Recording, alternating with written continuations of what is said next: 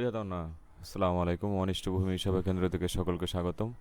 তো আজকে একটি নতুন বিষয় নিয়ে আলোচনা করব, সেটা হচ্ছে যে একটি আরএস খতিয়ান থেকে আহ, মালিকদের যে অংশ থাকে সেই অংশ অনুযায়ী কে কতটুকু জমি পাবে তা বের করার যে নিয়ম, সেই নিয়ম সম্পর্কে আলোচনা করব। আমরা অনেকেই খতিয়ান দেখি, খতিয়ান হাতে পাই, কিন্তু খতিয়ান অনুযায়ী কে কতটুকু অংশ পাবে সেটা আমরা জানি না বা বুঝি না।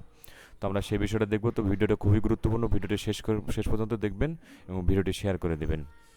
তো আমরা যদি দেখি যে জায়গায় রবিউল হোসেন, হাতেমান নেসা, তারপরে খদিজা খাতুন, সালেহা খাতুন এবং শরুফা খাতুন, এদের পর্যায়ক্রমে তাদের পাশাপাশি তাদের অংশ দেওয়া আছে এবং জমির পরিমাণও দেওয়া আছে।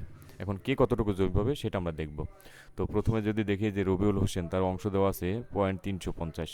সে মোতাবেক তার মোট জমি আছে এই খতিয়ানে 92 শতক। সেই খতিয়ানে মোট কতটুকু জমি পায় সেটা আমরা দেখব। তো তার বের করার জন্য যে নিয়ম, সেটা হচ্ছে যে ব্যক্তির জমির পরিমাণ সমান সমান খতিয়ানে মোট জমি গুণ হচ্ছে ওই ব্যক্তির অংশ। যদি উদাহরণ দেখি একটি খতিয়ানে মোট জমি যদি হয় 100 শতক এবং খতিয়ানের যদি তাদের হয় অংশ 250, তাহলে মোট জমির সাথে ওই উক্ত অংশ গুণ হবে, তাহলে 100 শতকের সাথে উক্ত অংশ গুণ দিলে জমি পাওয়া যাবে। তো সেই মোতাবেকে যদি আমরা দেখি যে এই জায়গায় রবিউল হোসেন অংশ আছে 350 এবং মোট জমি আছে 92 শতক। আমরা যদি দেখি তাহলে মোট জমি 350 গুণ হচ্ছে 0.92, মোট জমি 92, তাহলে এই জায়গায় জমি হচ্ছে 32 শতক 20 পয়েন্ট। রবিউল ইসলামের জমি হবে এই খতিয়ানে মোট 32 শতক 20 পয়েন্ট। যদি আমরা একটা দাগ দেখি, যদি একটা দাগ দেখি যদি দেখি যে মনে করেন যে আমরা 60-73 এই দাগটা দেখবো।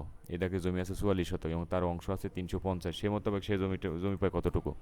সে মোতাবেক তার জমি পায় 0.350 ইন্টু 44, 15 শতক 40 পয়েন্ট।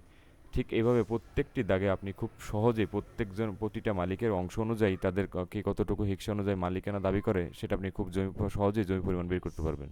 তো ভূমি সংক্রান্ত সঠিক তথ্য পেতে পেজটিকে ফলো করুন, ভিডিওটি শেয়ার